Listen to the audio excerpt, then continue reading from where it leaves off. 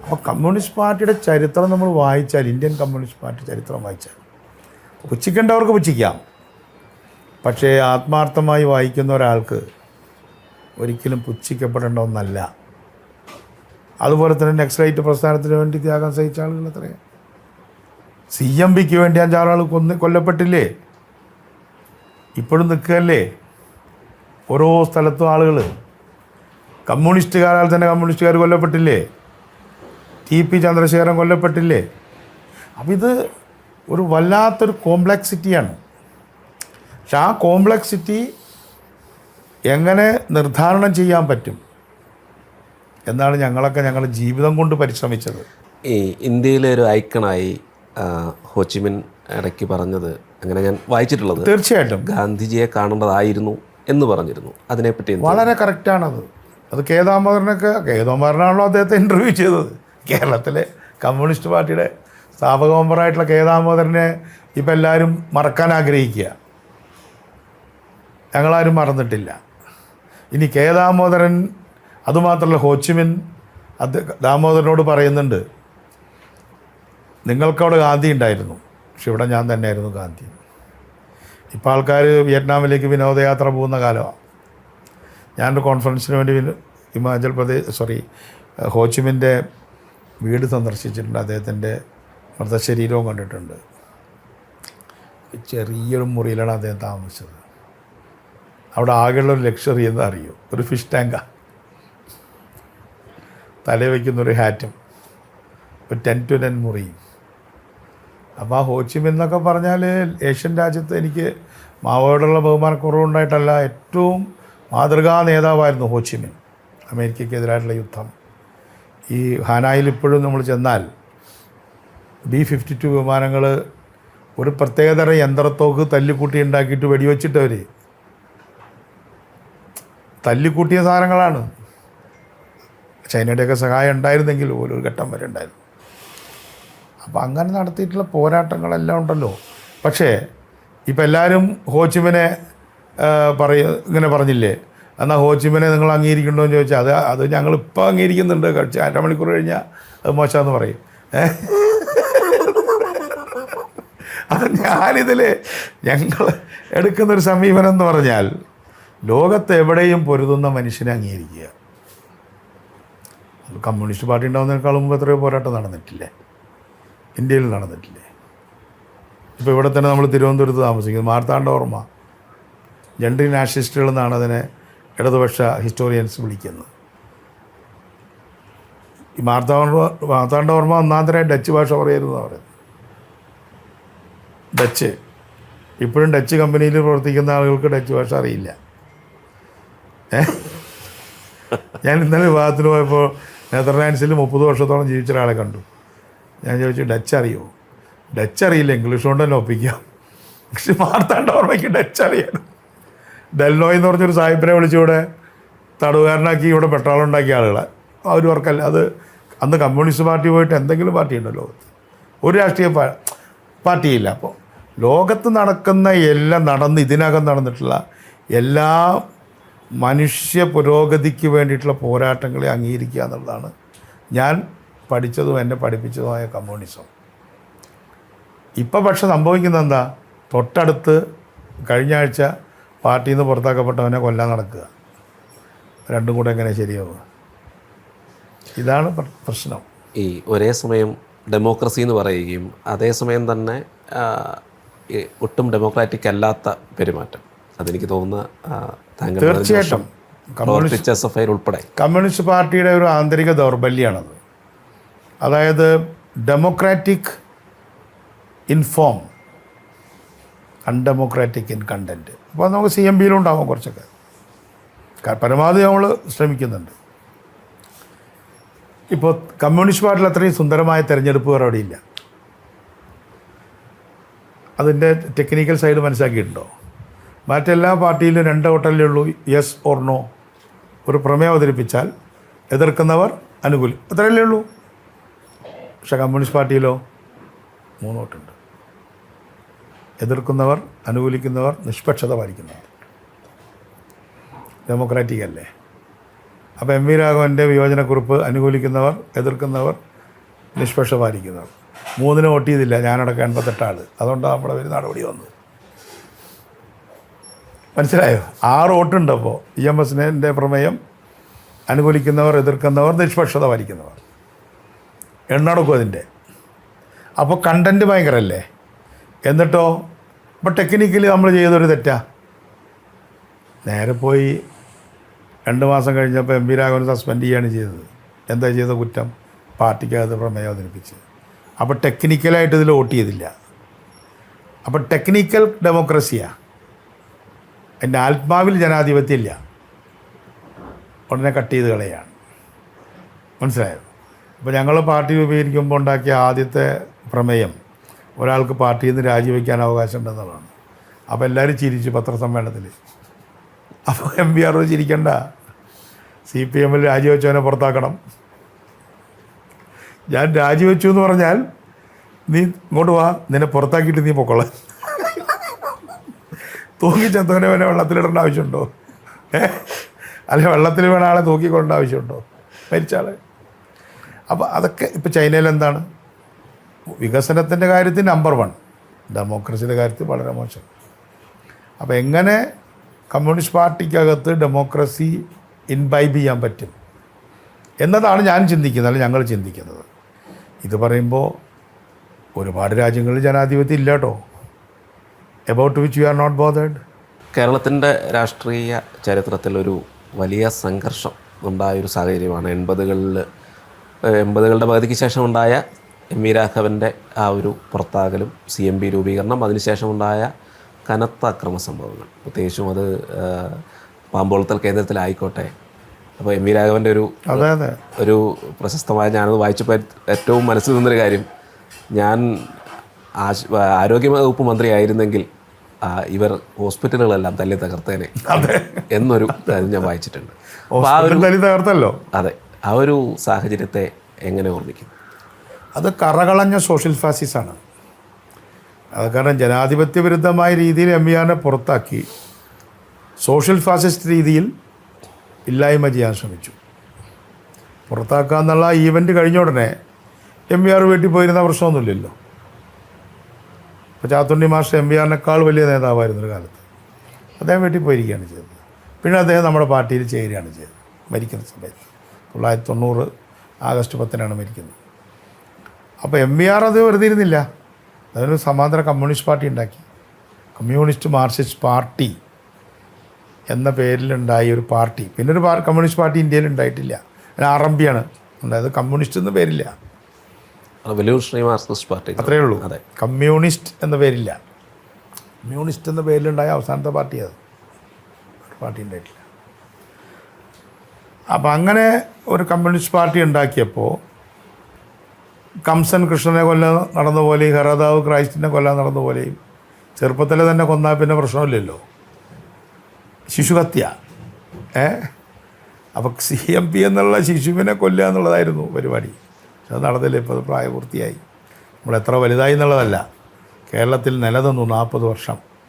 MVR ഇല്ലാതെയും 10 കൊല്ലം, MVR സുഖമില്ലാതെ കിടന്ന് 2-3 കൊല്ലം, അപ്പോൾ 10-13 കൊല്ലം. MVRൻ്റെ അഭാവത്തിലും CMP വളർന്നു പന്തലിച്ചു എന്നൊന്നും ഞാൻ പറയുന്നില്ല. It is kicking. CPM ചെയ്ത, അതിൻ്റെ ചരിത്രത്തിൽ ചെയ്ത ഏറ്റവും വലിയ അബദ്ധമായിരുന്നു അത്. അത് കഴിഞ്ഞപ്പോൾ RMP വന്നു. TP ചന്ദ്രശേഖരനെ കൊന്ന ആ കറ, അറേബ്യയിലെ സുഗന്ധദ്രവ്യങ്ങളെന്ന് ലേഡി മാക്ബത്ത് പറഞ്ഞതുപോലെ എത്ര സുഗന്ധദ്രവ്യം പുരട്ടിയാലും ചന്ദ്രശേഖരൻ്റെ മണം പോവോ? CMPക്കാരെ എത്ര പേരെ കൊന്നു? ഈ ചന്ദ്രശേഖരനെ കൊന്ന അതേ മാതൃകയിലാണ് പ്രവീൺ ദാസിനെ 2003 കടക്കൽ വെച്ച് കൊല്ലുന്നു. അദ്ദേഹത്തിൻ്റെ മകൻ ഇപ്പോൾ BA പാസ്സായി. അന്ന് 1 വയസ്സാണ്. സിന്ധു ജോലി ചെയ്യുന്നു. അപ്പോൾ അങ്ങനെ വേണുഗോപാലൻ നായർ കാഞ്ഞങ്ങാട് കണ്ണ് കുത്തി പൊട്ടിക്കുകയാണ് ചെയ്തത്. അതും കൊന്ന ദിവസം മാത്രമല്ല, അതിന് മുമ്പ് ഒരു മരത്തിൻ്റെ മുകളിൽ പിടിച്ച് കെട്ടിയിട്ട് അടിയിൽ തീയിട്ട് എൻ്റെ ശരീരത്തിൽ നിന്നൊരു കഷ്ണം ഇറച്ചി കുത്തിയെടുത്ത്. ഇതൊക്കെ നടന്ന കാര്യങ്ങളാണ്. അതുപോലെ 87 തിരഞ്ഞെടുപ്പ് നടക്കുമ്പോൾ ചിത്രപ്പുഴ വിജയൻ അയാൾ വീട്ടിലിരുന്ന് അന്നത്തെ സ്ഥാനാർത്ഥിയുടെ ചിഹ്നം വരയ്ക്കുക, വീട്ടിൽ കയറിയാണ് കുത്തിക്കൊണ്ടു. അപ്പോൾ ഇതൊക്കെ ഞങ്ങൾ അനുഭവിച്ചതല്ലേ. മറുഭാഗത്ത് കൂത്തുപറമ്പിൽ 5 ആൾ മരിച്ചു, പുഷ്പനും കൂടെ ആയപ്പോൾ 6 ആളായി. അപ്പോൾ എത്രയോ മനുഷ്യർ മരിച്ചു, വീടുകൾക്ക് തീ വെച്ചു, ആശുപത്രികൾക്ക് തീ വെച്ചു, ഈ പറയുന്ന പരിയാരം കോളേജിൽ തന്നെ വണ്ടികൾക്ക് തീ വെച്ചു. അന്ന് അബ്ദുള്ള കുട്ടിയാണ് അതിന് നേതൃത്വം കൊടുത്തത്. ഇപ്പോൾ BJP ഇല്ല, വിരോധമില്ല. പിന്നെ അതുപോലെ പലരും അങ്ങനെ ഓരോ ഈ ആയുർവേദ ആശുപത്രിയിൽ സാധാരണ അറിയാലോ, വാത ചികിത്സയൊക്കെയാണല്ലോ അവിടെ. വാദം പിടിച്ച് കിടന്ന രോഗികളൊക്കെ എണീറ്റ് ഓടേണ്ടി വന്നില്ലേ? എങ്ങനെ അവരവിടെ നിന്ന് രക്ഷപ്പെട്ടു? ഓടാൻ പറ്റുമോ? അവിടെ CPM നേതാവിൻ്റെ അമ്മ പറശ്ശിനിക്കടവിലെ പ്രമുഖ CPM നേതാവിൻ്റെ അമ്മ, പേര് പറയുന്നില്ല, എന്നോട് പറഞ്ഞിട്ടുള്ളതാണ് അവർ. അപ്പോൾ ആ തരത്തിൽ. അതുപോലെ MVRൻ്റെ മകള്, അവരുടെ അമ്മ, മരുമകൻ്റെ അമ്മ, അവർക്ക് 10-15 ഏക്കർ സ്ഥലമുള്ളൊരു പഴയ വീട്ടുകാരാണ്. അവരെ നാട് വിട്ടു, എന്നിട്ട് കണ്ണൂർ ടൗണിൽ വന്ന് താമസിക്കേണ്ടി വന്നു. MVR പാപ്പനശ്ശേരിയിൽ നിന്ന് കണ്ണൂർ ടൗണിൽ വന്ന് താമസിക്കേണ്ടി വന്നു. അപ്പോൾ ഇതൊക്കെ എന്തിനു ചെയ്തു? എന്തിനായിരുന്നു ഇതൊക്കെ കാണിച്ചു കൂട്ടിയത്? അപ്പോൾ CPM എന്ന് പറഞ്ഞൊരു പാർട്ടിക്ക് ദേഷ്യം വന്നാൽ അവരെന്ത് ചെയ്യും? പക്ഷെ എന്താ സംഭവിച്ചത്? ഇന്ത്യയിൽ ഇപ്പോൾ ഇവിടം കൂടെയല്ലേ ഉള്ളൂ. പെട്ടെന്ന് നമുക്ക് തോന്നും ഈ നമ്മുടെ ശത്രുക്കളായി മാറും എന്ന് കരുതുന്ന ശിശുക്കളെ കൊന്നാൽ എല്ലാ പ്രശ്നവും തീരുമെന്ന്. പക്ഷെ ആ ശിശുകത്തിക്ക് വേണ്ടി കൊടുക്കേണ്ട വില ഭയങ്കരമാണ്. അപ്പോൾ ഇപ്പോൾ CPMന് കുറേ കാലമായിട്ട് കൊലപാതക ഒരു അജണ്ടയാണോ എന്ന് ചോദിച്ചാൽ അല്ലാന്ന് പറയാം. ഇപ്പോൾ ഗവൺമെൻറ്റിലൊക്കെ ഉണ്ടല്ലോ, അവർ RSS ആയിട്ടും സെറ്റിലായി. ഇപ്പോൾ കുറേ കൊല്ലമായിട്ട് കൊലപാതകം വെൽ ആൻഡ് ഗുഡ്, നല്ല കാര്യം എന്നാണ് ഞാൻ പറഞ്ഞത്. അപ്പോൾ ഇതൊക്കെ ഞങ്ങൾ അത്രയും കാര്യങ്ങൾ അനുഭവിച്ചു. പക്ഷെ ഞങ്ങളിതിൻ്റെയൊക്കെ ഇടയിൽ 2 കാര്യങ്ങൾ ചെയ്തു. ഒന്ന്, CPM നിങ്ങൾ വിട്ടുപോകുന്ന ഒരു പാർട്ടി എന്നതിനേക്കാൾ ഉപരി UDFൻ്റെ നയ പരിപാടികൾ തയ്യാറാക്കുന്നതിലും ഭരണം കൈകാര്യം ചെയ്യുന്നതിലും MVR നിർണായകമായി പങ്കുവച്ചു. 2 നയങ്ങളടുത്തത്. ഒന്ന്, കോപ്പറേറ്റീവ് സെക്ടറിലൊരു മെഡിക്കൽ കോളേജ്. പണ്ട് CPM നയിക്കുന്ന കോപ്പറേറ്റീവ് സൊസൈറ്റികളൊക്കെ ഒരു ബാങ്ക് അല്ലെങ്കിൽ ഒരു പണമിടപാട് സ്ഥാപനം, ഒരു ട്യൂട്ടോറിയൽ കോളേജ്, ഒരു നെയ്ത്തുശാല, അങ്ങനെ നിൽക്കുകയായിരുന്നു.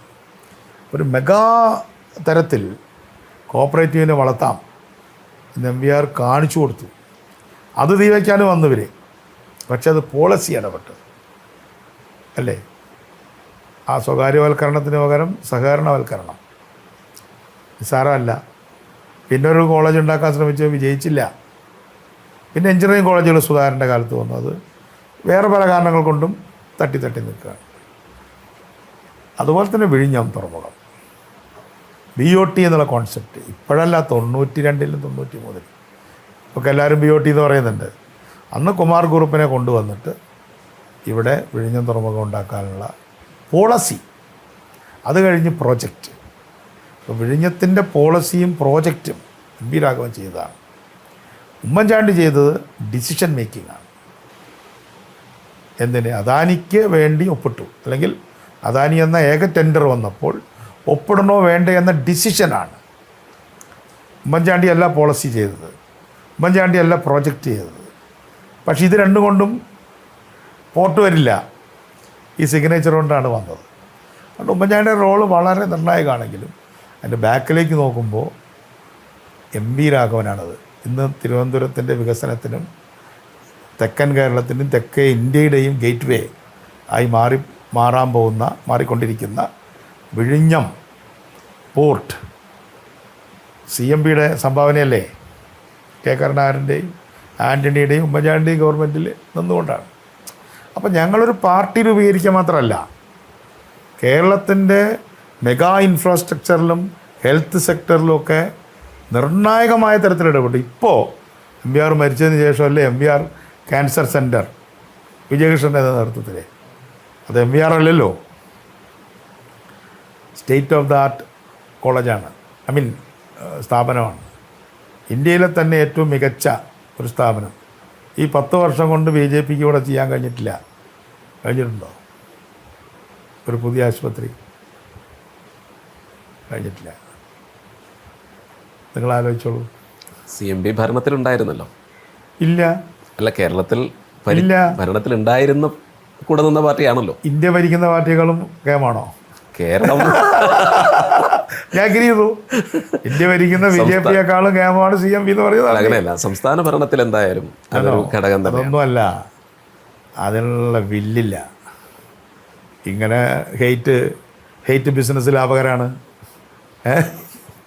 Hate makes big profits. അപ്പോൾ ഹെയ്റ്റ് പറഞ്ഞുകൊണ്ടിരുന്നാൽ മതിയല്ലോ. നല്ല പത്രസമ്മേളനങ്ങളും ഒക്കെ നടത്തുക, റാലി നടത്തുക, വോട്ട് കിട്ടുന്നുണ്ട്, ഇറ്റ് മേക്സ് പ്രോഫിറ്റ്. ഇപ്പോൾ ഞങ്ങൾക്ക് MBR ക്യാൻസർ സെൻ്റർ ഉണ്ടാക്കിയതുകൊണ്ട് ആ പഞ്ചായത്തിൽ ഞങ്ങൾ മത്സരിച്ചാൽ ജയിക്കുമോ? ആ പഞ്ചായത്തിലെ എല്ലാ വാർഡിലും ഞങ്ങൾ CMB സ്ഥാനാർത്ഥിയെ നിർത്തി. ജയിക്കുമോ?